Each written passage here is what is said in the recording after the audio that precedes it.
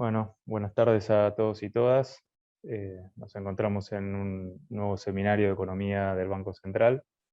En esta oportunidad nos visita Roxana Mauricio,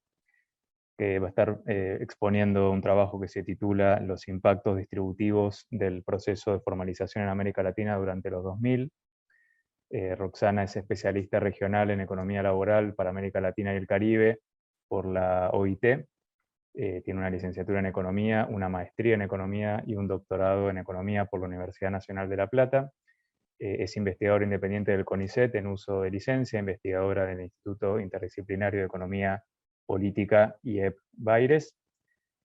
Sus áreas de interés son la economía laboral, la distribución del ingreso, la pobreza y las políticas sociales en América Latina, y ha publicado artículos en revistas especializadas y libros sobre informalidad laboral, instituciones laborales, migración internacional, movilidad de los ingresos, desigualdad, pobreza y programas laborales y sociales. Luego de la presentación de Roxana, vamos a contar con los comentarios a la presentación de Sergio Boyechesen, vicepresidente del Banco Central.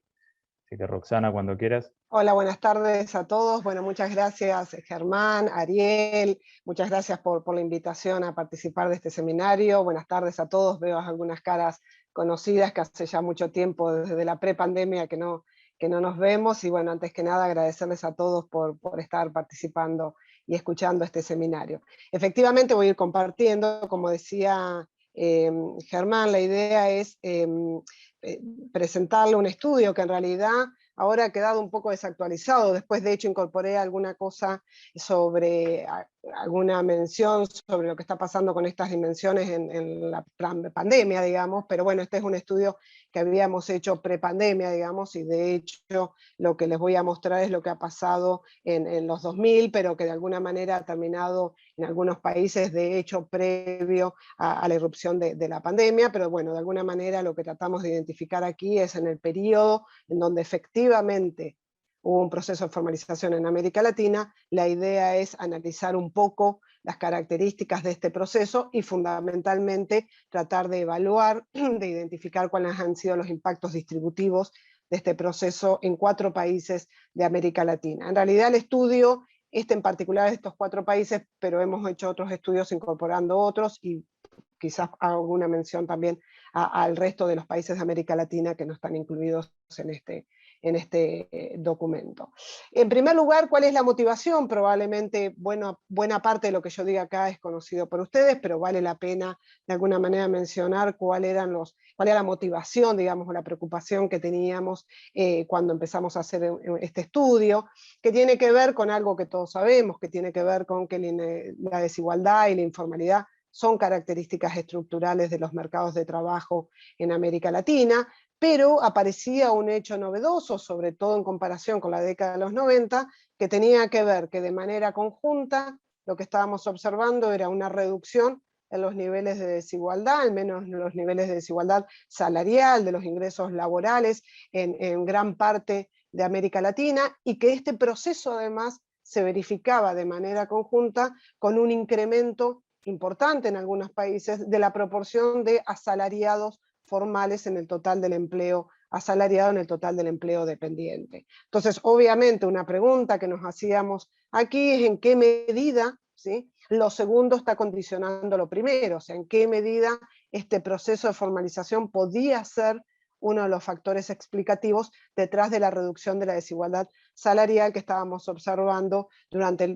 especialmente en el periodo 2003, 2002, 2015, 2016 en América Latina. Sobre todo porque la mayor parte de la literatura que analiza cuestiones distributivas básicamente estaban mirando qué pasaba con los retornos a la educación, y nosotros lo que queríamos mirar era si adicionalmente a lo que sabíamos respecto del rol del retorno a la educación en términos distributivos, también aparecía un efecto composición asociado a los cambios en materia de formalidad. Y efectivamente entonces este es un estudio empírico que trata de contribuir a la literatura sobre desigualdad, agregando el análisis de una dimensión que no estaba siendo estudiada, por lo menos no hasta ese momento. Entonces, efectivamente, en función de estas preocupaciones, el objetivo de este estudio tenía que ver con esto, o tiene que ver con esto, con estudiar el proceso de formalización en estos 4 países, Argentina, Brasil, Ecuador y Perú,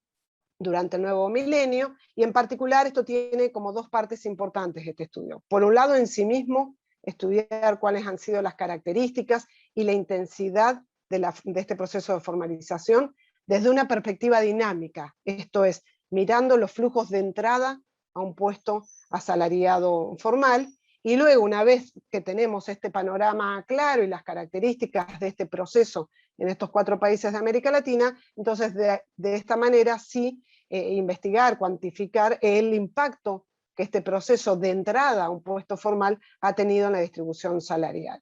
Y esto a su vez tenía 2 puntos importantes, o por lo menos que nosotros considerábamos importantes. Primero, porque desde el punto de vista conceptual, a priori no es único o no es fácil identificar cuál puede ser el impacto distributivo que un proceso de formalización con ciertas características puede tener en estos países. O sea, a priori no teníamos una respuesta clara respecto de si íbamos a encontrar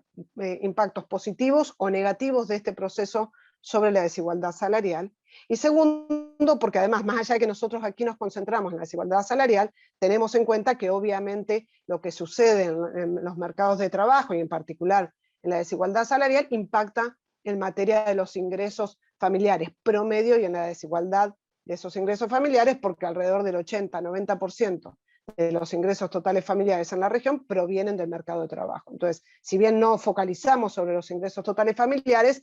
podríamos identificar claramente una correlación muy directa entre lo que estamos observando a nivel salarial y la distribución salarial con lo que después podemos observar a nivel familiar.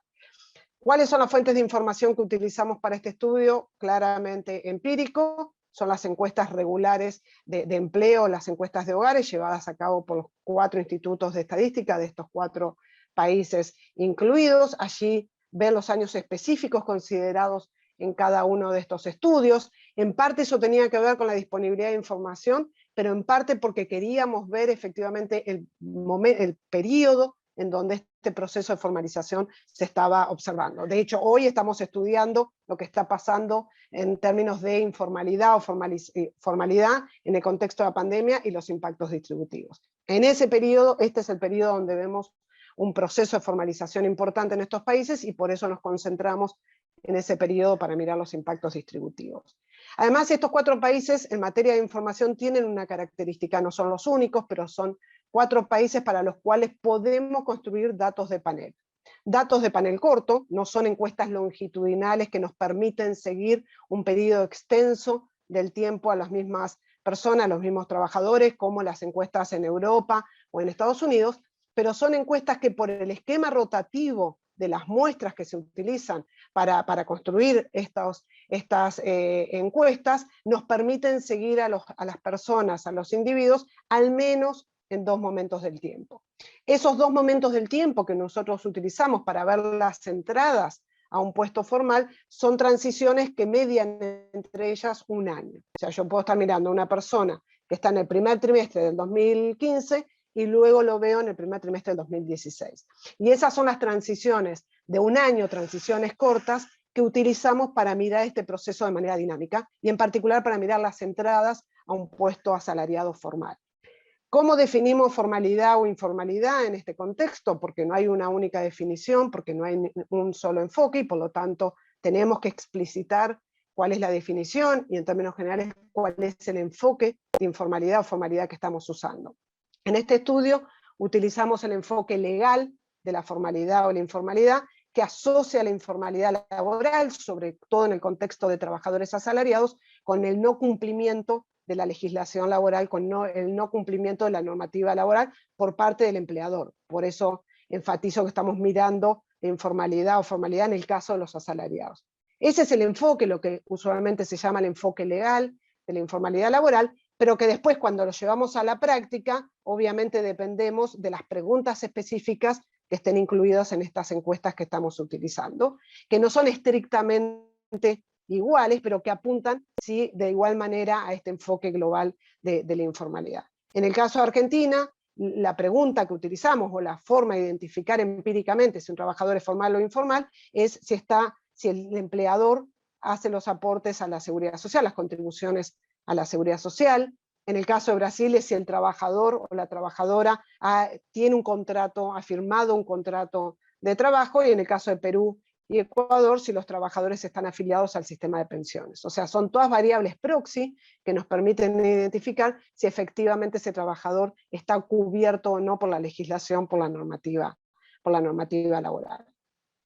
En términos de metodología, aquí por una cuestión de tiempo le voy a dar como el panorama general, pero después, si hay dudas, lo podemos charlar en la parte de comentarios. Básicamente, como yo les decía, este estudio tiene como dos partes. El primero, que trata de analizar en detalle cuáles han sido los flujos y desde qué origen se han generado estos flujos de entrada a un puesto formal, cuáles han sido los trabajadores, los grupos de trabajadores que transitaron con mayor intensidad hacia un puesto formal. Esa es la primera parte. La segunda son los impactos distributivos. Y cuando analizamos esta rotación laboral, y en particular los tránsitos hacia un puesto de asalariado formal, en realidad vemos que hay tres maneras, nosotros identificamos tres canales a través de los cuales este proceso de formalización tomó lugar en estos países de América Latina. Lo primero que observamos, el primer canal que podemos observar, es lo que llamamos la formalización in situ, o la formalización en el mismo puesto de trabajo. Esto es, un trabajador que inicialmente no era formal y que se queda en el mismo puesto, y en la segunda observación, un año después, es un trabajador formal. Por ejemplo, en un asalariado informal que se convirtió en un asalariado formal, pero esto no es creación neta de empleo, simplemente que un puesto informal se convierte en un puesto formal. Y eso entonces lo identificamos nosotros como un trabajador que se formalizó en el mismo puesto, se formalizó in situ en esa misma ocupación.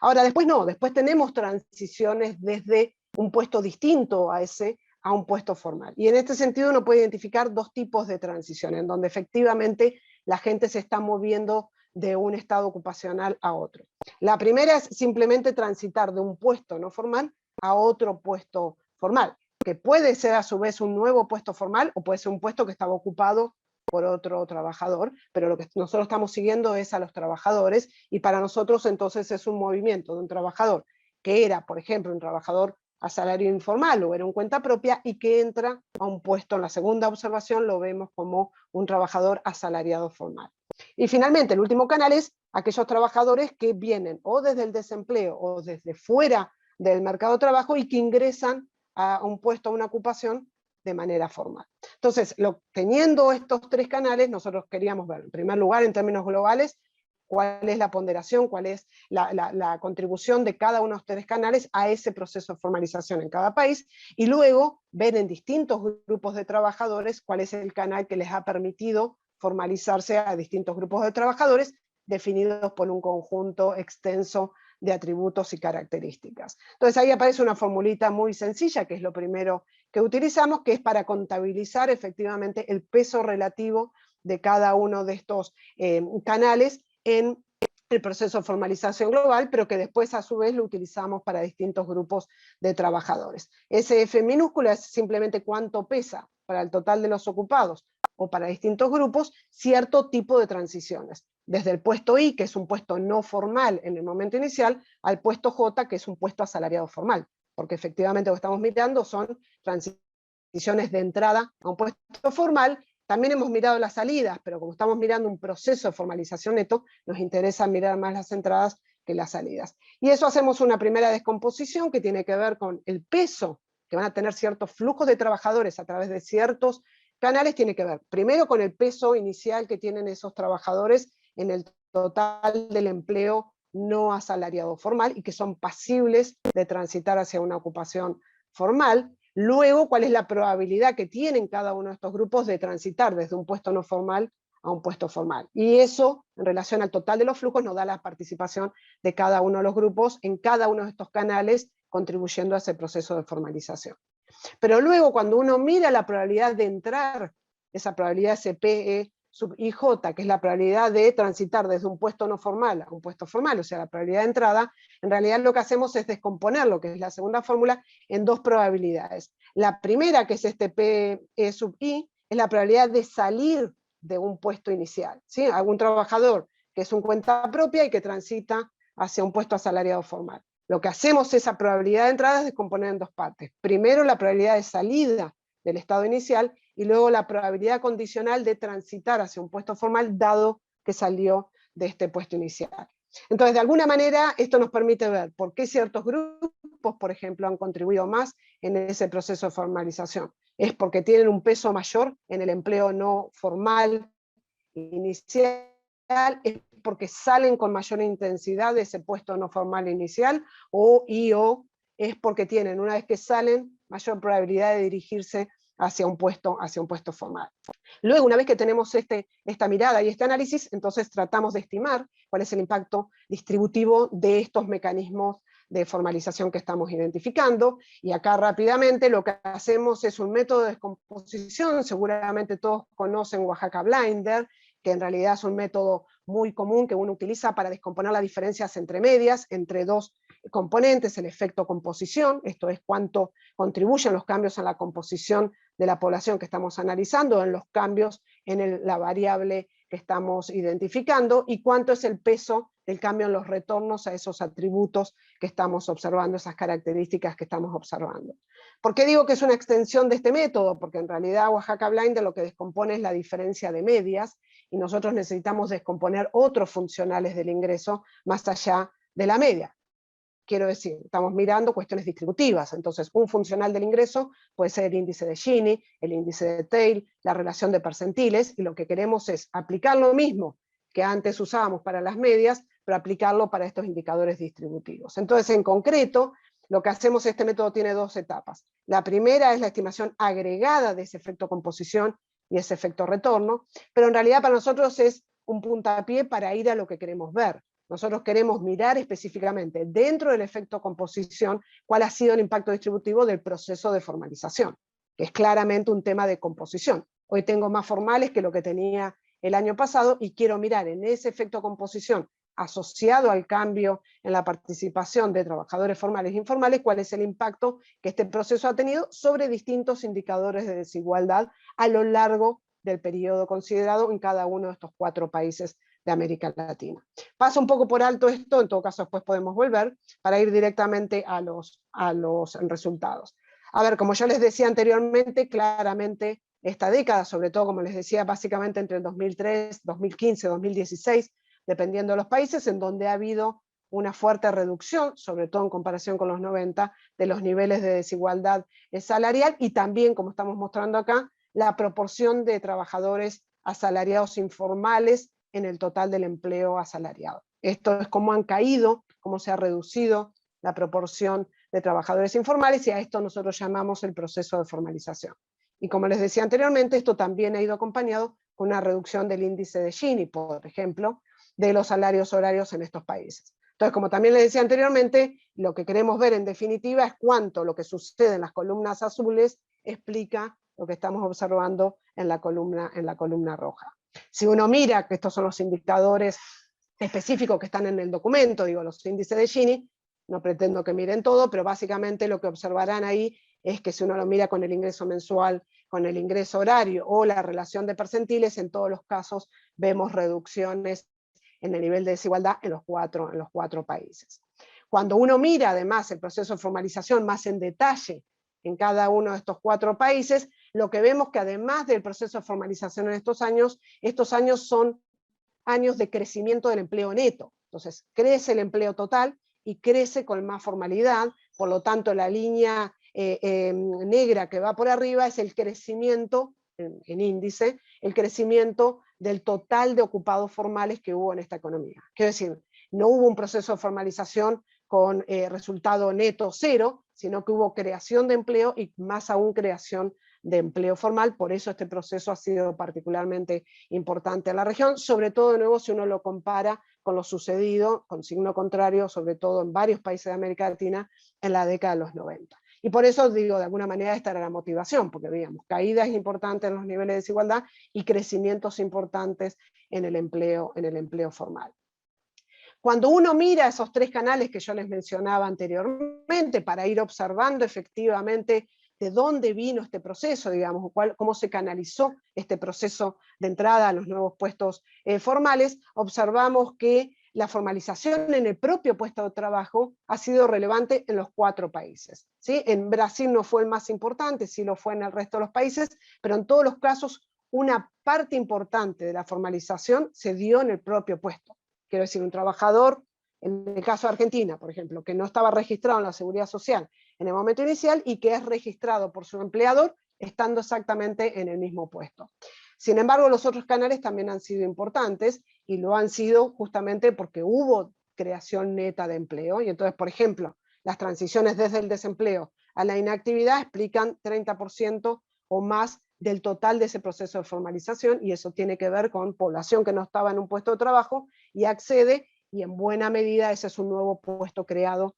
en este periodo. Nosotros en el documento, acá no tengo tiempo, pero en el documento después miramos de manera separada estos canales para identificar quiénes son los trabajadores que se beneficiaron del proceso de formalización en el propio puesto, y tratamos de dar una explicación respecto de lo que estamos encontrando allí, y por otro lado, quiénes son los que transitaron a un puesto formal a través de estas vías, y hay características que son similares y hay características que son diferentes, y es interesante entonces mirar cada uno de los canales. Y en este sentido aquí aparecen 2 cuestiones importantes. En sí mismo es interesante, o a nosotros nos parecía interesante, mirar, bueno, se formalizaron más las mujeres, los hombres, los de mayor nivel educativo, los de menor nivel educativo, y cómo fue este panorama a través de los distintos canales. Pero después hay otra cosa que importa, que es cuánto contribuyeron en el total del proceso de formalización ciertos grupos de trabajadores. ¿Por qué esto es importante? Lo segundo, digamos, tiene que ver con el volumen de trabajadores en cada uno de los grupos, porque eso es lo que determina finalmente el impacto distributivo.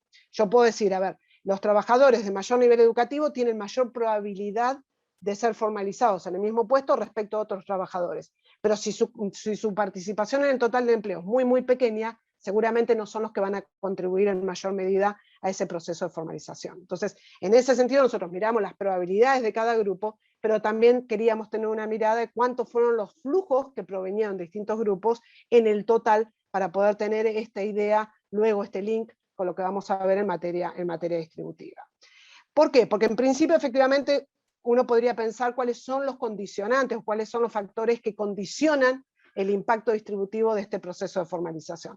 Por supuesto, voy a decir algo obvio, que obviamente la magnitud del propio proceso va a condicionar por lo menos la magnitud del impacto distributivo, positivo o negativo, pero obviamente en la medida que tengamos un proceso de formalización laboral más intenso, es más probable, obviamente, que esto tenga un impacto, de nuevo, positivo o negativo, pero un impacto distributivo más significativo. El segundo factor que va a condicionar en qué medida ese proceso de formalización va a tener impacto o no, y ese impacto va a ser positivo o negativo, entre otros factores, además de la magnitud del propio proceso, es cuál es el nivel de desigualdad que tenemos intra trabajadores formales, intragrupo de trabajadores informales, simplemente por un efecto composición, digamos. Si los trabajadores formales tienen menor nivel de desigualdad intra, ceteris paribus, una mayor participación, nos va a reducir la desigualdad a nivel global en el conjunto de los asalariados. Y efectivamente, un hecho estilizado que lo encontramos en estos países, y en general se encuentra en toda la región, es que los niveles de desigualdad al interior de cada uno de estos grupos es más elevado dentro de los trabajadores informales respecto de los trabajadores formales. Y por lo tanto, entonces, ceteris paribus, cualquier otro factor, obviamente íbamos a encontrar potencialmente un resultado positivo de ese proceso de formalización, porque está aumentando la participación de aquellos trabajadores con menor desigualdad salarial en su interior. El otro aspecto fundamental en este análisis tiene que ver con el gap, con la brecha salarial entre trabajadores formales y trabajadores informales. Hay amplia evidencia empírica que muestra que,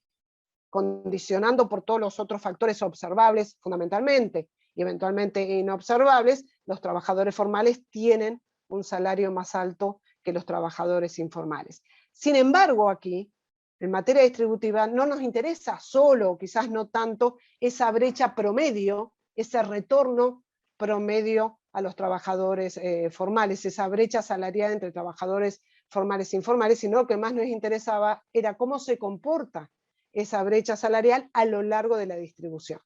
Y si me permiten, déjenme mostrarles, este es un gráfico para Argentina, donde podemos observar abajo los cuantiles de la distribución, y lo que tenemos aquí es, si uno mira, está todo en negativo, ¿sí? Porque esa es la penalidad que reciben los trabajadores informales respecto de iguales trabajadores con iguales características formales. Simplemente que aquí no tenemos ese 30, 40, 50% de penalidad promedio entre el conjunto de los trabajadores formales y el conjunto de los trabajadores informales, sino que miramos esa penalidad a lo largo de la distribución condicional. Y lo que observamos es que esa penalidad efectivamente no es constante a lo largo de la distribución, sino que es más amplia, más significativa, más alta en la parte baja de la distribución. ¿Qué implicancias tiene esto? Bueno, si uno hace el ejercicio sencillo y supone que efectivamente los trabajadores que se están formalizando inicialmente se ubican en lugares distintos de la distribución, imagínense un trabajador que está en la cola inferior de la distribución y que se va a formalizar, ceteris paribus, cualquier otra cosa, uno esperaría entonces que el salto en materia de salarios va a ser esa brecha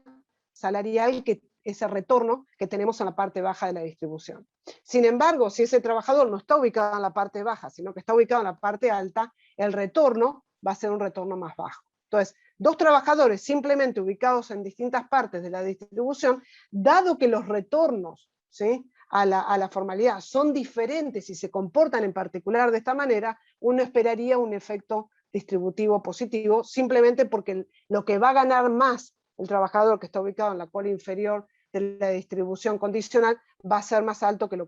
que está ubicado arriba. Este es un caso para Argentina, pero ya me anticipo a decir que, por ejemplo, en Perú se verifica exactamente lo contrario, y eso es parte de la explicación que voy a dar después respecto a por qué encontramos resultados distributivos diferentes.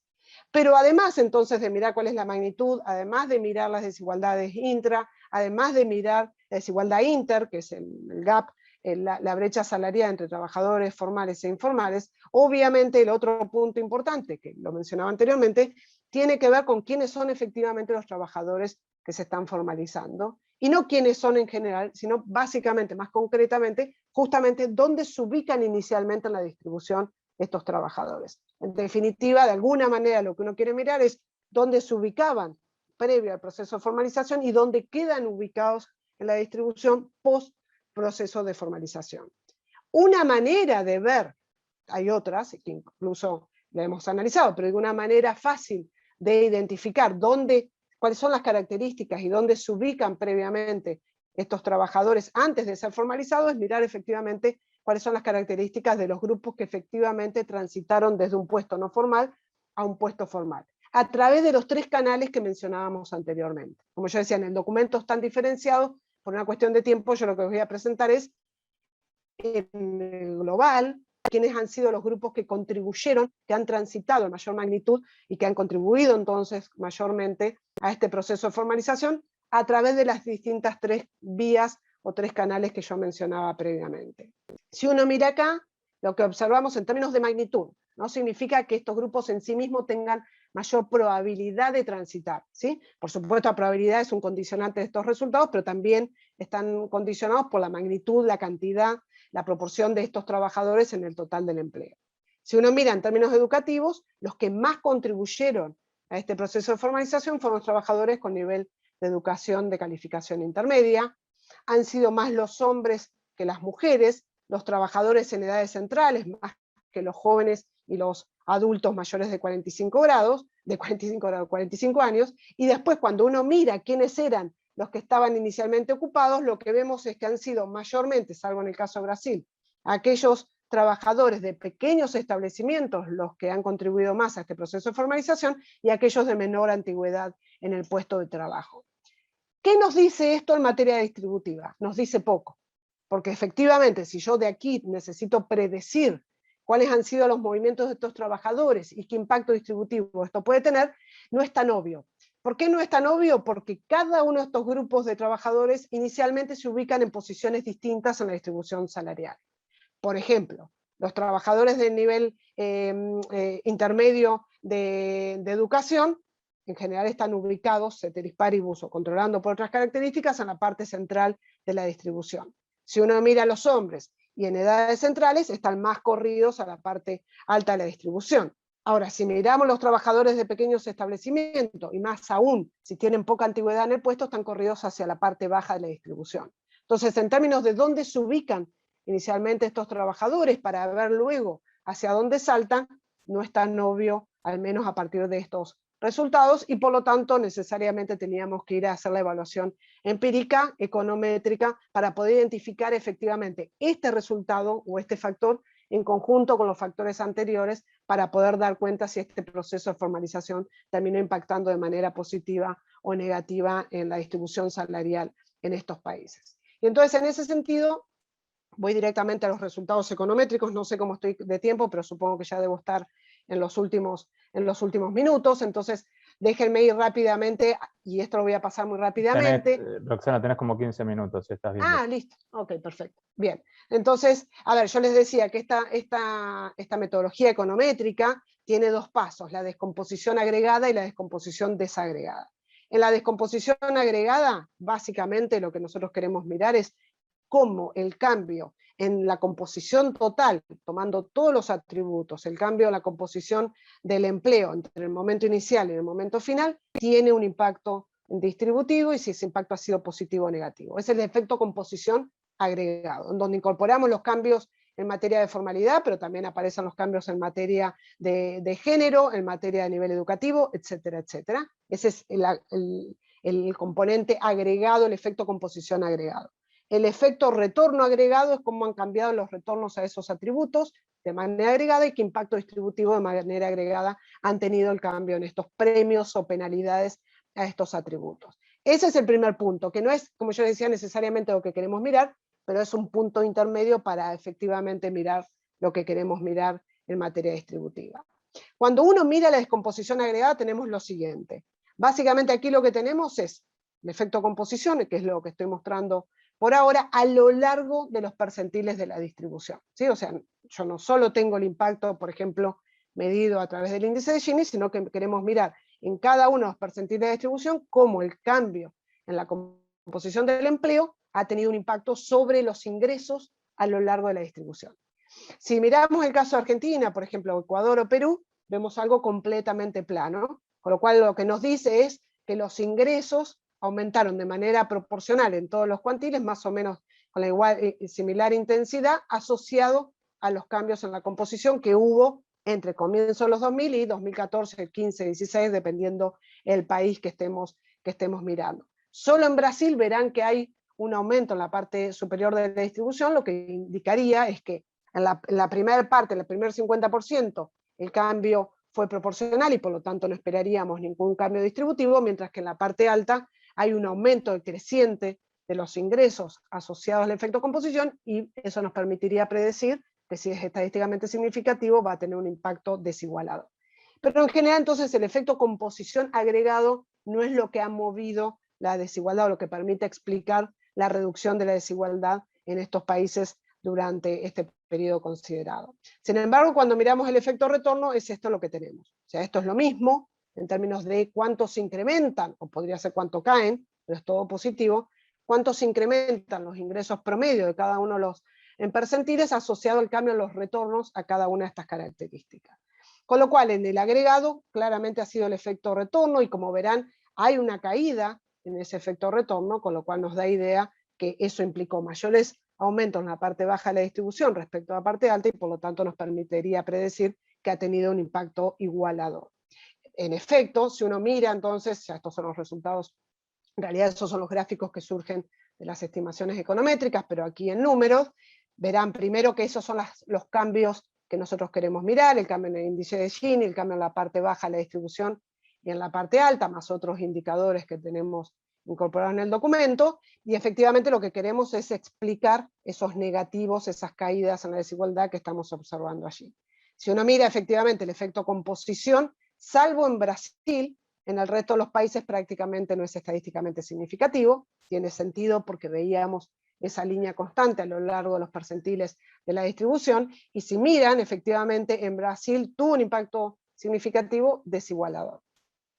Cuando uno mira el efecto retorno, sucede lo contrario. Primero, que el efecto retorno sí es estadística y fuertemente estadísticamente significativo en todos los países, y el signo negativo significa que contribuye positivamente, digo signo negativo, pero contribuye positivamente al signo negativo global, o sea, contribuye a ese proceso de reducción de la desigualdad. Ahora, la pregunta es, Bueno, ¿qué pasa dentro del efecto composición, específicamente con los cambios en la composición asociado al proceso de formalización? Y esa es la segunda etapa, es la desagregación de este efecto agregado, tanto el efecto composición como el efecto retorno, en cada uno de los atributos que nosotros podemos incorporar en estas regresiones. El más importante para nosotros, porque ese es el foco del estudio, obviamente es el cambio en la proporción de asalariados formales o informales, pero por supuesto estas estimaciones econométricas están controladas por todos los variables, todos los atributos que nos permiten esta encuesta, que son los usuales, entre otros obviamente el nivel educativo. Entonces, cuando uno va a la descomposición desagregada, lo que hacemos es mirar de manera desagregada el efecto composición y el efecto retorno, pero en realidad nuestro foco está en el efecto composición, porque como les decía, queremos ver en qué medida este proceso de formalización ha tenido impactos distributivos. Entonces acá lo que tenemos es efectivamente el efecto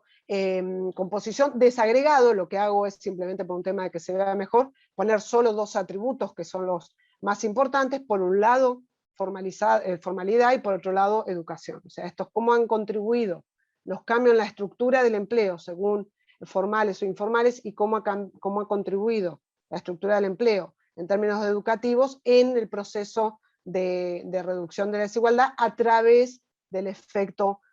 composición. Si miran el último recuadro es el índice de Gini, pero también tenemos la estimación para la parte baja y la parte alta de la distribución, y si miran allí, lo que observamos es en materia de formalización, del aumento del porcentaje de trabajadores formales, fue igualador en el caso de Argentina, fue igualador en el caso de Brasil, fue igualador en el caso de Ecuador, sin embargo fue fuertemente desigualador en el caso de Perú, y en este sentido entonces lo que decíamos previamente, que en realidad uno tiene que hacer la estimación porque a priori no es tan obvio cuáles son los impactos distributivos, bueno, de alguna manera nos lo está mostrando acá, porque son 4 países con procesos de formalización significativos que terminaron teniendo impactos diferentes. Si uno mira qué pasa con la educación, y obviamente la educación es una variable absolutamente relevante, porque además lo que queríamos era dialogar obviamente con los resultados previos en materia de los impactos del nivel educativo y del retorno a la educación sobre la desigualdad, encontramos un resultado que ya ha sido encontrado en la literatura, al menos para la región, que es que el aumento del nivel educativo, dado que los retornos son crecientes, ha tenido un impacto desigualador. Entonces, de alguna manera, y quizás gráficamente aquí se ve mejor, verán que efectivamente, sobre todo si miran Argentina y Brasil, el impacto sobre estos ingresos del proceso de formalización vis a vis la educación son dos movimientos contrapuestos, que básicamente son los que explican que el efecto agregado en materia de composición no sea significativo, porque el proceso de formalización implicó un crecimiento en los ingresos, una reducción, un crecimiento en los ingresos que reduce su intensidad a lo largo de la distribución, mientras que lo contrario sucede con el nivel educativo. Ahora, si uno mira Argentina y Brasil, los procesos son más o menos monótonos, en el sentido de que el proceso de formalización implicó más un crecimiento mayor en los ingresos en la parte baja de la distribución que en la parte alta, tanto en Argentina como en Brasil, mientras que la educación, esto es un hecho conocido, el proceso de aumento del nivel educativo de la población ocupada tiene impactos crecientes en los ingresos y de ahí su impacto desigualador. Ahora, en el caso de Ecuador y Perú, fíjense que sobre todo lo que tiene que ver con los impactos de la formalidad, el proceso no es monótono, y de hecho hay un crecimiento en la parte baja de la distribución, lo cual lo haría desigualador, mientras que hay cierta compensación desde la parte media de la distribución en adelante. El resultado neto, que en Ecuador siga siendo igualador, mientras que en Perú sea desigualador, es el resultado neto efectivamente de estos dos movimientos contrapuestos. En Argentina y Brasil no hay duda porque va todo en el mismo sentido. En Ecuador y Perú se compensan o no, dependiendo de la intensidad de dos movimientos que son contrapuestos. ¿Qué hay detrás de esto? El comportamiento de los retornos a la formalización, a la formalidad que yo les mostraba anteriormente. O sea, ¿qué hay detrás? ¿Por qué en Argentina la persona que se formalizó en la parte baja de la distribución tuvo un aumento en los salarios, un premio mayor que alguien que está ubicado acá? Básicamente por el retorno que yo les mostraba anteriormente, por el comportamiento del pago, ¿sí?, que reciben estos trabajadores ubicados a lo largo de la distribución. Después podemos discutir qué está por detrás de esto. Nosotros lo mencionamos ahí. Nosotros creemos que sobre todo en esta década tiene que ver con el rol que han tenido las instituciones laborales sobre todo el salario mínimo y las negociaciones colectivas, que uno esperaría que pesen más en la parte de la distribución, porque sobre todo el gap entre trabajadores formales e informales en la parte baja de la distribución fue creciendo a lo largo de la década conforme, sobre todo en Argentina y Brasil, conforme se fueron reforzando o fueron siendo más operativas estas instituciones laborales, tanto salario mínimo como negociación colectiva. Ahora bien, este es el periodo que nosotros estamos analizando y acá ya terminando me salgo del documento porque en realidad, bueno, esto claramente es un hecho positivo, el hecho de que no solo tenemos más trabajadores formales cubiertos por la legislación, por la protección social, sino que además esto ha contribuido de igual manera que otros factores al proceso de reducción de la desigualdad. Sin embargo, esto incorpora otros países que no están incorporados en este estudio, pero sin embargo ya más o menos un quinquenio previo a la irrupción de la pandemia, ya veíamos que este proceso de formalización se estaba ralentizando, se estaba deteniendo, en el mejor de los casos, o incluso en algunos países se estaba revirtiendo. Entonces esto ya ponía una luz amarilla o roja importante. ¿Por qué? Porque salvo en algunos países, por ejemplo Uruguay, este proceso parecía detenerse en niveles que todavía, de informalidad, que todavía seguían y siguen siendo muy elevados para la región. O sea, no es que se terminó el proceso porque ya no hay mucho más por formalizar, sino que se detiene antes de haber logrado un proceso de formalización de mayor alcance en la región. Por supuesto, la reducción fue importante, pero se detuvo, se detiene, se trunca en un momento en donde las tasas de informalidad continuaban siendo muy elevadas. Eso era una preocupación antes de la pandemia. Ahora tenemos otra preocupación, porque de hecho, déjenme mostrar los últimos datos que casi terminados ayer, sobre un poco la actualización de qué ha venido pasando en el contexto de la pandemia. Todavía no tenemos los impactos distributivos de esto, porque entre otras cosas todavía necesitamos tener más información de encuestas sobre ingresos para poder obtener los datos distributivos, pero al menos déjenme mostrarle, esto lo tenemos hecho para casi todos los países de América Latina, pero es un reflejo muy bueno de lo que pasa en la región. Déjenme mostrarles, esto está hecho para la pandemia, digamos, y está hecho desde el último momento prepandemia, 2019, final del 2019, hasta los ultimísimos datos que tenemos ahora, tanto el nivel de actividad económica como separados trabajadores formales e informales. ¿Cuál ha sido el hecho estilizado que observamos básicamente el año pasado y que diferencia esta crisis, o este ajuste, si quieren, de esta crisis en los mercados de trabajo de América Latina respecto a las crisis previas? ¿Por qué digo respecto a las crisis previas? Porque en general las crisis previas, la informalidad laboral, incluido el cuentapropismo, de alguna manera son el colchón, ¿sí?, que de alguna manera sostiene el empleo cuando se cae el empleo formal. ¿Qué ha pasado en esta crisis? Ha caído el empleo formal, pero mucho más lo ha hecho el empleo informal. Entonces, si miran ahí, la línea negra es el nivel de actividad económica, la naranja es el empleo informal, la azul es el empleo formal. Entonces, claramente tuvimos caída de los dos tipos de ocupación, pero con mucho más intensidad los puestos de trabajo informales, y lo que sucedió paradójicamente y temporalmente es que la tasa de formalidad aumentó en el contexto de la pandemia, pero eso claramente no era un buen signo, sino que básicamente había sostenimiento, entre otras cosas, por las políticas que se implementaron en los países de la región para sostener la relación laboral formal, mientras que obviamente se estaba destruyendo de manera muy masiva empleo informal, y eso mejoraba temporariamente los indicadores de informalidad. ¿Qué está pasando hoy en el periodo, sobre todo, digo hoy, en realidad la segunda fase? Esto es básicamente el primer semestre del 2020. En el segundo semestre, donde empezamos a ver una recuperación parcial todavía del empleo, lo que vemos es que esa recuperación parcial del empleo está mayormente, muy fuertemente liderada por el crecimiento de las posiciones informales. O sea, tuvimos una reducción de estos puestos de trabajo, pero cuando de alguna manera la economía volvió a funcionar con cierta normalidad, los trabajadores que, sobre todo, que se habían ido del mercado de trabajo, vuelven a ingresar y vuelven a ingresar a una posición informal. El riesgo, que todavía es latente, pero hay algún indicio en ese sentido, que estos porcentajes que explican de ese crecimiento todavía parcial, esa recuperación, no crecimiento, recuperación parcial del empleo desde la segunda mitad del año pasado hasta los últimos datos que tenemos de este año, el riesgo no es solo que los que se fueron del mercado de trabajo vuelvan a un puesto informal, sino que se verifique lo contrario de lo que observamos en este periodo que estamos analizando, que es un proceso de informalización de los puestos previamente formales, digamos, y ya hay algún indicio de crecimiento de estas transiciones desde un puesto informal a un puesto formal. Por supuesto, esto depende del sostenimiento y crecimiento de las posiciones formales y también de qué manera, digamos, evitamos efectivamente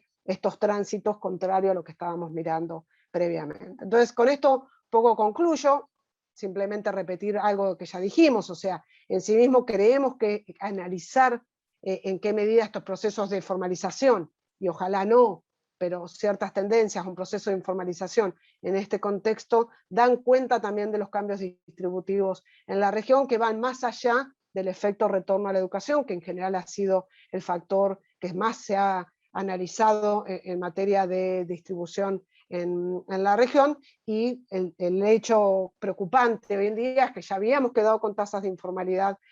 muy elevadas en ese proceso trunco, digamos, de reducción de la informalidad,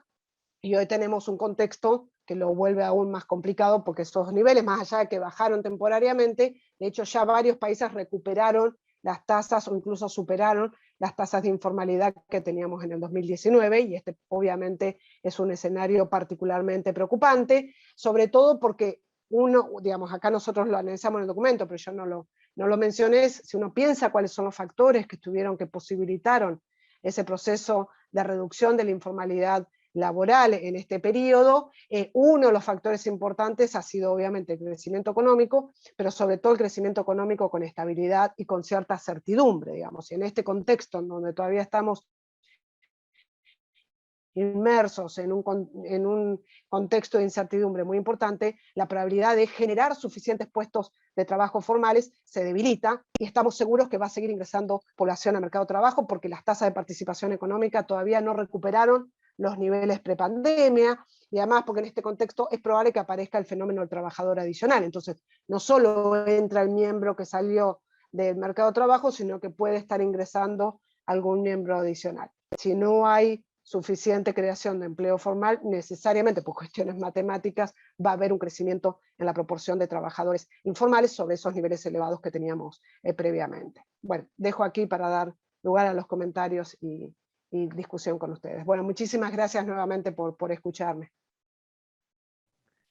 Bueno, muchas gracias, Roxana, por tu presentación. Le damos entonces paso al comentario de Sergio Boyechesen. Sergio. Hola, ¿cómo están? Buenas tardes a todos, a todas. Gracias, Germán, Ariel, por la invitación. La verdad que un placer doble, primero por tener la posibilidad de levantar un poco la cabeza del día a día, de la coyuntura, también para discutir lo que sabemos hace mucho tiempo, ¿no? Que es que buena parte de la coyuntura, que buena parte del día a día nos lo jugamos también en cuestiones estructurales. Así que la posibilidad de discutir estos temas es bienvenida, y en particular si es para comentar un trabajo de Roxana, compañera vieja de distintas luchas, desde la estrategia de trabajo decente por país en distintas mesas, y siempre con esta lógica estructural, ¿no? Que es lo que primero quiero destacar del trabajo de Roxana, ¿no? Esta caracterización fuerte de uno de los fenómenos de mayor incidencia y persistencia en los países de la región, y los vasos comunicantes que Roxana va desarrollando a lo largo del trabajo con otras problemáticas que hacen a la historia, en particular de la región, pero particularmente de la Argentina, como ser problemáticas asociadas a la heterogeneidad estructural, a la heterogeneidad tecnológica, productiva, social, regional, y también en términos macro. Y digo esto porque ella lo plantea en algunos casos de forma implícita, pero en otras bien explícita, así que yo me van a disculpar, pero voy a aprovecharla, Roxana. Voy a plantear algunos temas. Obviamente me voy a hacer cargo de algunas extensiones conceptuales o en términos macro que creo que de alguna manera subyacen al trabajo de ella, para tratar de traerlos a la mesa y obviamente dejarlo para el debate. Pero espero sí hacerlo corto, así queda tiempo para que esto sea así. Y primero lo que quiero destacar, obviamente, y en esto por mi corazoncito estructuralista, también es la mención continua que hace que hace Roxana, no solo en este trabajo, sino a lo largo de sus investigaciones, a la asociación que existe entre la informalidad y la estructura productiva, ¿no? A la ya clásico análisis de la heterogeneidad estructural, esta suerte de fuertes diferencias de productividad, de estratos de distintas economías que coexisten aún adentro de una misma economía y que a lo largo del tiempo ha explicado buena parte de del aumento de la informalidad bajo sus distintas vertientes a lo largo del tiempo. Roxana, entre otras cosas, también fue mi directora de tesis en otra vida de maestría y habíamos hecho ahí un análisis que caracterizaba un poquito esta conversación entre estructura productiva e informalidad y mostraba lo que en términos futbolísticos era una suerte de 4-4-2, ¿no? O sea, tres segmentos productivos, tecnológicos, que eran muy diferenciados en materia del tipo de estructura ocupacional que mostraban, un 18, 19, 20% de las ocupaciones en el segmento de mayor productividad, sea porque estaban situados en empresas medianas o grandes o porque eran trabajos cuenta propia profesionales. Después, un segmento que operaba en torno a la productividad media de la economía argentina, que incluía también cerca de 41% de la estructura ocupacional, y un segmento informal que muestra una fuerte persistencia, además de esta incidencia, como les planteaba, que giraba en torno al 42% de la estructura ocupacional y que mostraba fuertes penalidades en materia de ingreso. En aquel trabajo nos había dado algo así, Roxana seguramente lo tiene actualizado, algo así como un 40%, aún controlando por distintas características del trabajador y del puesto de trabajo, lo cual obviamente tenía una fuerte asociación con las probabilidades de caer en la pobreza y era un canal directo a la cuestión, al deterioro distributivo. Bueno, se hicieron algunas simulaciones y demás que no las quiero traer a colación, pero sí destacar esta mención que hace Roxana permanente a la estructura productiva y ni que hablar cuando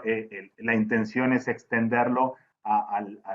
la cuestión distributiva, digamos. Ella lo plantea muy bien en términos de la distribución personal del ingreso. Seguramente ahí tenemos mucho para jugarnos. Ojalá que pronto podamos tener una nueva matriz insumo-producto para poder analizar también en materias de requerimientos directos e indirectos de insumo, en materia de elaboramientos productivos, qué se juega ahí atrás en materia de distribución del ingreso, que yo creo que es mucho. Y obviamente siguiendo una tradición clásica de la economía, la lógica que hace a la estructura productiva, que es el lugar donde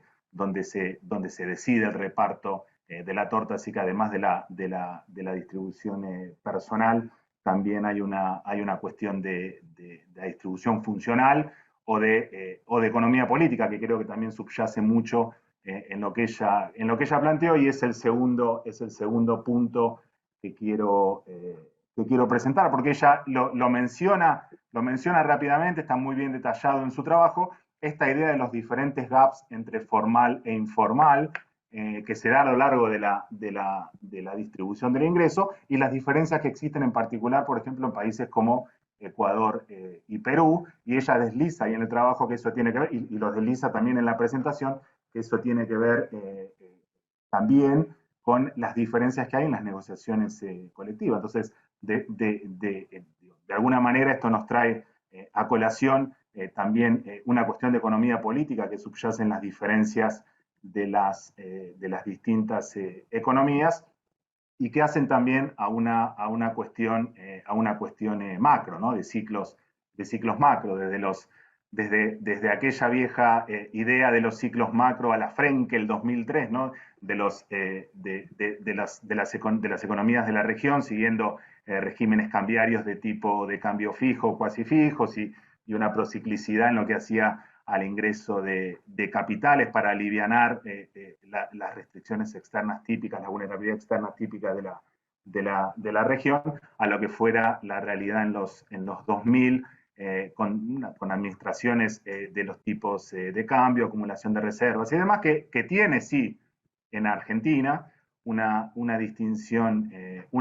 central, dada lo que han sido básicamente el patrón de financiamiento externo de la Argentina a lo largo del tiempo, en particular las últimas 4 décadas, y obviamente la dinámica inflacionaria en regímenes inflacionarios que obviamente son distintivos en la realidad argentina, y de alguna manera subyace, creo que el trabajo de Roxana lo muestra, a mí, digo, en esto me hago cargo de la extensión que hago, obviamente nos muestra el conflicto distributivo latente que hace a la distinción también en términos macro que hace a la Argentina, ¿no? Y en particular en la discusión esta que estamos planteando. Y lo quiero escribir acá porque, bueno, acá hay una larga tradición del casillero vacío en su momento, o de lo que se podría llamar una suerte de trilema en las economías de la región, pero en particular de la Argentina, que es la imposibilidad de sostener en el tiempo los procesos de crecimiento económico con distribución del ingreso y generación de empleo, ¿no? Lo que en términos de este Banco Central también uno podría plantear como un hecho estilizado, que es la imposibilidad o la dificultad para seguir regímenes monetarios y cambiarios en el mediano plazo, ¿no? Lo cual habla de lo reducido del espacio monetario que históricamente hemos tenido, y que ni que hablar se ha exacerbado en materia dada la pandemia. Y digo que lo quiero escribir acá porque creo que efectivamente tenemos una suerte de desencuentro entre las demandas de la sociedad y lo que la estructura productiva puede eventualmente generar o transformar para dar sostenibilidad a esas demandas, pero creo al mismo tiempo que, bueno, que obviamente los intentos, y recientemente hemos tenido uno con el gobierno que se fue, los intentos de reducir ese desencuentro o eliminar ese desencuentro, limitando o morigerando la demanda, ha generado más problemas de los que ha resuelto, ¿no? En particular, cuando uno mira la estructura productiva a lo largo del tiempo, uno ve una y otra vez que esas suertes de atajos no hacen más que exacerbar los problemas más que resolverlos. Y es ahí donde me parece, y con esto quiero cerrar destacando el final, justo las 2 líneas finales del trabajo, de las conclusiones de Roxana, que hablan de la necesidad de inscribir esto en un cambio de la estructura productiva, ¿no? Que en definitiva es retomar una lógica de economía política, es discutir de alguna manera, poner en agenda una agenda ofensiva, valga la redundancia, de transformación, que tome obviamente la educación, y ella lo metía muy bien en términos de los retornos a la educación, las reformas institucionales, el fortalecimiento institucional, la infraestructura, la protección social y demás, pero en definitiva una agenda que apunte específicamente a reslabonar la estructura productiva para ir ganando escala, para ir de alguna manera mejorando, proliferando el avance tecnológico para transformar, en definitiva, la estructura productiva. Argentina tiene muy pocas empresas cada 1.000 habitantes, cualquier país desarrollado tiene arriba de 45 o 50 empresas cada 1.000 habitantes, Argentina no llega a 20 empresas cada 1.000 habitantes, al mismo tiempo están muy mal distribuidas a lo largo y ancho del país. Las 9 provincias del norte, a excepción de Tucumán, tienen 6, 7, 8 empresas cada 1.000 habitantes. Es muy difícil pensar en la creación de empleo, en sostener estos procesos que planteaba Roxana, ni que hablar si no es recuperando el crecimiento económico, para lo cual obviamente está la discusión más bien macro del rol de la política fiscal para el crecimiento económico, para sostener una demanda efectiva pujante y la mejora distributiva, la política monetaria para la estabilidad financiera y externa, la política cambiaria y de ingresos para la estabilidad interna, los esquemas macroprudenciales. Es algo que tenemos que discutirlo tanto a nivel local como a nivel en los distintos foros internacionales, pero sigue estando pendiente para que esto sea sostenible en el tiempo, hacer conversar esta agenda macroeconómica con una agenda de transformación estructural que viabilice la creación de empresa, que eslabone distintas partes de la estructura productiva, que viabilice proyectos de inversión que de alguna manera van a ser inducidos por ese empuje de demanda efectiva y que le den una salida, una solución de continuidad a los procesos de crecimiento que en definitiva son, como mostraba Roxana, los que permiten esta formalización, pero al mismo tiempo que permitan reabsorber desde los segmentos que muchas veces parecen estancos del estrato más formal o el estrato de productividad media hacia estratos de mayor formalidad y mejores ingresos. Gracias. Gracias, Sergio, por el comentario. No sé, Roxana, si querés reaccionar a las reflexiones de Sergio antes de que recolectemos algunas preguntas del resto de los participantes. Dale. Una reflexión corta. Bueno, en principio, muchísimas gracias, Sergio, por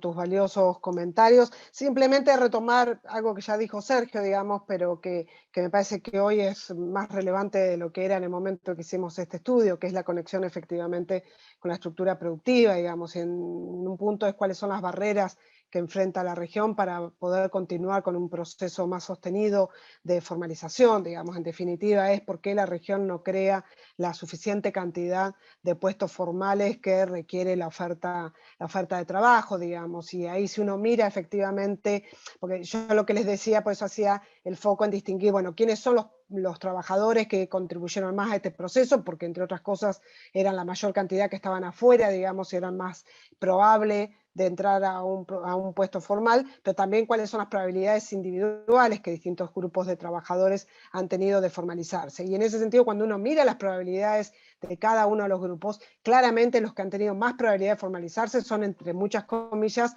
los que tenían un vector de características más favorables, digamos. Entonces, quiero decir, en este proceso fuerte de formalización, de alguna manera salieron aquellos trabajadores que tenían características que los volvían más pasibles de ser formalizados, digamos, los trabajadores de mayor nivel educativo, los hombres trabajando en grandes empresas. Al final del periodo, cuando uno lo mira en esta perspectiva, las brechas de formalidad se amplificaron, digamos, porque un trabajador de mayor nivel educativo incrementó las probabilidades de ser formalizado, mientras que alguien de menor nivel educativo no las hizo, digamos. Entonces la brecha para este trabajador de un vector de características más desfavorables se volvieron incluso más importantes al final del camino que al principio. Se imaginan que además, de nuevo, esto fue un proceso, como todos sabemos, y ustedes más que yo, digamos, desde el punto de vista macro, favorable para la región, con mayor estabilidad, que dio lugar efectivamente, posibilitó este crecimiento del empleo y además permitió que una parte importante de ese empleo se transformara en empleo formal. Hoy en día, esas posibilidades obviamente son mucho más acotadas, digamos, y por eso el repensar, digamos, no solo por un tema de formalización, digamos, en general, para dónde va la región y dónde van a generarse los puestos de trabajo, es mucho más relevante en esta coyuntura, que en este contexto, que lo que era en el periodo más favorable, que es el que estamos mirando en este estudio. Pero además, cuando uno lo mira con la estructura productiva, digamos, o lo relacionamos un poco, o lo miramos en qué sectores o en qué tipo de empresas se concentra la informalidad laboral, un dato que me parece que resume de alguna manera varias cosas que dijo Sergio. El 60-65% de los trabajadores asalariados informales pertenecen a establecimientos pequeños, ¿sí? De menos de 5, menos de 10 personas.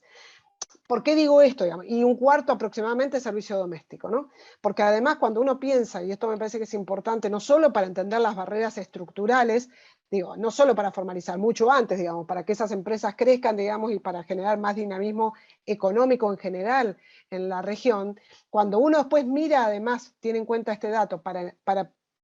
pensar cuáles son las políticas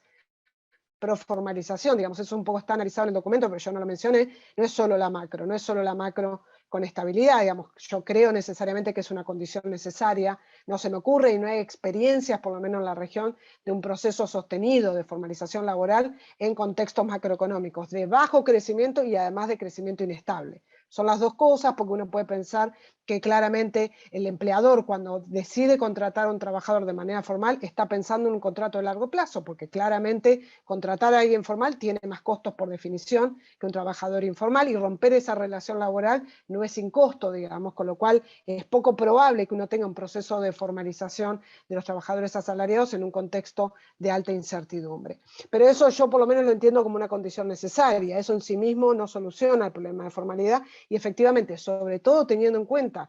que buena parte de la informalidad está en establecimientos pequeños con baja capacidad contributiva, baja capacidad de sostenimiento y de estabilidad en sí mismo, uno tiene que hacer políticas muy ad hoc para este tipo de empresas. Y digo esto porque además hay como, en términos generales uno podría decir, hay dos conjuntos bien definidos de políticas. O uno va por incentivos, pueden combinarse, pero si por un lado están todos los incentivos a la formalización, por otro lado uno diría inspección laboral, ¿no? Por un lado incentivos, por otro lado control. El punto es que uno me parece que tiene que tener presente efectivamente dónde se localiza la informalidad y sobre todo qué tipo de políticas son más apropiadas para la informalidad, dependiendo, por ejemplo, en qué sectores de actividad económica están o dependiendo el tipo de empresas en donde están. Para decirlo en otros términos muy concretos, si uno va a ir solo con fiscalización laboral a intentar aumentar la formalidad en establecimientos muy, muy pequeños, probablemente el éxito no esté garantizado, digamos. Y ahí claramente, me parece, voy a decir algo obvio, pero que no es tan obvio en la práctica en los países de la región. Si efectivamente la formalidad está altamente concentrada en establecimientos pequeños, son establecimientos que su único problema no es la formalización laboral, y por lo tanto las políticas deberían ser políticas más integrales y coherentes en distintos sentidos, políticas industriales, políticas productivas y además políticas laborales. Digo porque a veces hay muchas experiencias, sobre todo en materia de políticas laborales, pero que son políticas que van por separados respecto de otras políticas, y por lo tanto entonces la eficacia y efectividad y eficiencia de esas políticas suele ser muy baja, al menos en estos segmentos de trabajadores informales, en estos segmentos de empresas. Entonces me parece que también entender, digamos, cuál es la dinámica, cuál es la estructura de la informalidad, no solo es en sí mismo importante, sino que me parece que informa respecto de luego cuáles son las políticas más apropiadas para su reducción, digamos, ¿no? Y sobre todo en contextos complejos como los que estamos transitando en este momento. Gracias. Abrimos entonces a preguntas del resto de los participantes. Sí, Javier. Roxana, muchas gracias por la presentación, la verdad que súper completo, y para uno que no viene de este lado de la literatura también muy instructivo. Tenía una pregunta un poquito más conceptual. ¿En qué sentido, digamos, en la evidencia tuya y por ahí de la literatura en general, hay alguna especie como de retornos decrecientes a la formalización? En el sentido de que cuando tenés mucha formalización, por ahí hacer alguna política te da un salto grande, una caída grande, digamos así, en la informalidad, pero después cuando ya estás más avanzado en el proceso, cuesta un poco más moverse y reducir eso. Y si eso existe, ¿en qué medida estos casos que vos mostraste partían de una situación muy diferente inicial que tal vez explique la evolución posterior? Gracias. Germán, ¿respondo ahora? O, no, te iba a decir, recolectamos un par más. Y, dale. Perfecto. Fabián. Sí, hola. Bueno, muy interesante para mí la presentación, y tengo una pregunta basada un poco, no estoy seguro de haber entendido bien, quizá la pregunta es un poco inútil, pero por las dudas me interesa saber aclararlo, digamos. Respecto del impacto distributivo de la formalización, Roxana mostraba 3 canales, y mi pregunta es si esos 3 canales pueden ser considerados independientes entre sí, ¿no? Básicamente, pensándolo en términos de la influencia que pueden tener algunos de esos canales en el poder de negociación salarial dentro del mercado de trabajo, ¿no? Eso desde el impacto económico de los canales, y desde el impacto no económico, un elemento que quizá lo mencionaste, Roxana, cuando hablaste de instituciones laborales, pero pregunto por las dudas, el cambio posible en las brechas de aspiraciones salariales, que también influencian mucho, digamos, el nivel de remuneraciones en el sector formal, y que, digamos, no es un elemento solamente económico. Entonces, bueno, Un poco ahí iba apuntada la pregunta. Si te parece, Roxana, responder esas dos y vemos Dale. después si surgen más preguntas. Dale, dale. Bueno, muchísimas gracias, Javier y Fabián, por las preguntas. A ver,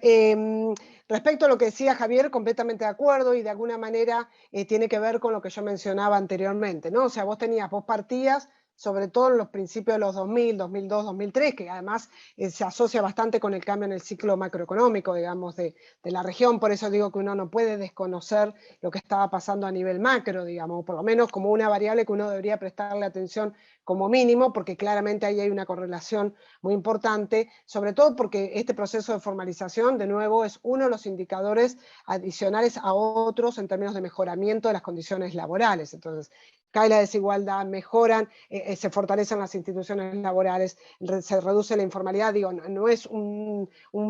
elemento separado de otras mejoras que se dieron en este contexto, de la mano de una macro más saludable respecto a la que teníamos en los 90, al menos en términos globales para la región. Pero efectivamente lo que vos decías, digamos, si querés, uno podría pensarlo en estos términos poco técnicos, hay como una etapa fácil y una etapa difícil de ese proceso de formalización. Cuando yo decía, efectivamente, quiénes son los que se formalizaron, si vos lo ves por tamaño de empresas, básicamente gran parte, sobre todo lo que fue la formalización in situ, se dio en las grandes empresas, digamos, en donde, si querés, es más fácil hacer esa transformación, porque eran mismos trabajadores que no estaban registrados y pasaron a estar registrados. Quizás, de hecho, ahí nosotros un poco discutimos en el documento, pero uno podría plantearlo en términos más detallados. Bueno, ¿cuáles son los argumentos que uno puede dar cuenta para en ese proceso de formalización, por ejemplo, que los empleadores decidan formalizar en primer lugar a aquellos trabajadores que son más caros, ¿sí? Porque son los trabajadores que tenían mayor nivel educativo y, por ejemplo, mayor antigüedad. Entonces, es más caro probablemente que considerar un trabajador que está iniciando en esa empresa. Nosotros ahí son argumentos, digamos, porque es difícil identificar cuáles son las razones que están detrás de la decisión, por lo menos a partir de estos datos, digamos, ¿no? Del empleador, pero uno puede plantear, no sé, salario de eficiencia, o básicamente sí que se fortaleció también la institución de la fiscalización laboral, digamos. Entonces hay un tema ahí de costos relativos por parte de las empresas grandes de tener un trabajador informal vis a vis tener un trabajador formal. Entonces, quiero decir, en esa, si querés, la etapa fácil, y por eso yo decía, bueno, a medida que efectivamente, lo que vos decís, cuál es el retorno, de alguna manera que vas sacando la parte superior o la parte más fácil, si quieren, de esos, no más fácil, pero esos trabajadores que tenían más chance, que estaban más cerca de cruzar la frontera hacia el empleo formal, sobre todo en materia de las empresas que tenían a estos trabajadores informales y que lo formalizaron, te quedaste con la parte más estructural, si querés. Yo no quiero hablar de núcleo duro y no quiero hablar de límites mínimos, como a veces se habla de la pobreza, el núcleo duro de la pobreza, porque todo es endógeno, digamos, no está preestablecido que la región no pueda bajar del umbral del 30%, 40%, 50% de trabajo informal. Lo que sí es cierto es que cuando uno además lo relaciona con los niveles de PIB o de algún nivel de desarrollo de los países, hay una correlación muy fuerte entre mayor nivel de desarrollo, definido por cualquier indicador que se les cruce, que les parezca razonable, y la tasa de formalización. Entonces, claramente hay un factor que está condicionando esa formalización o ese proceso de formalización. Y ahí, efectivamente, por eso si uno mira lo que vos de alguna manera decís retorno, hubo una caída muy fuerte y luego se va estancando. También coincide con menor dinamismo macro. Entonces, digo, en la región siempre es muy difícil aislar los fenómenos, porque hay muchos fenómenos que están dando vuelta a la vez, pero digo, si uno lo mira más de la estructura, te vas quedando con esa porción más difícil, y por eso digo que esto que puede ser estabilidad macro y mayores controles en la fiscalización sirve para un conjunto de empresas, para un conjunto de sectores productivos, pero no necesariamente para todos. Y hoy, o si querés, antes de la pandemia, cuando uno miraba esa estructura, pues decís, bueno, me falta algo, digamos, porque está muy concentrado en sectores que probablemente solo con el crecimiento económico o yendo con el inspector, en la inspección laboral, probablemente no te mueva, no te cambie esa tasa de informalidad. Entonces, efectivamente, lo que vos decís es absolutamente cierto, y por eso yo creo que uno tiene que tener una mirada más amplia con distintos instrumentos, pero que vayan, que tomen en cuenta cuáles son las barreras efectivas que tienen ciertos sectores, ciertas empresas y ciertos trabajadores también para transitar hacia